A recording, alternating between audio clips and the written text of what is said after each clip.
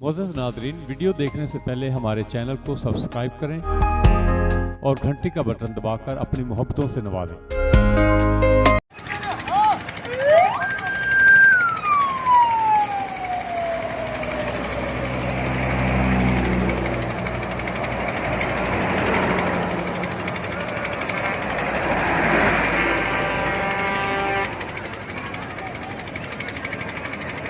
ये corona virus के गाड़ियां सक्खर लेबर कॉलोनी की जानिब पुलिस और रेंजर्स के सख्त हिसार में जा रही हैं। ये एक नया काफ़िला है जो सक्खर में अभी दाखिल हुआ है।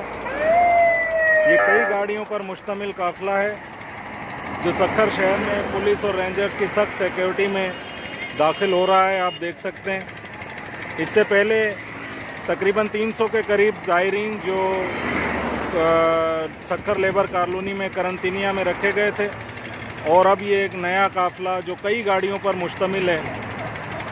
ये तकरीबन एक अंदाजे के मुताबिक जो नज़र आ रहा है कि तकरीबन ये जो अब तक गाड़ियाँ गुजर चुकी हैं तो ये इनकी तादाद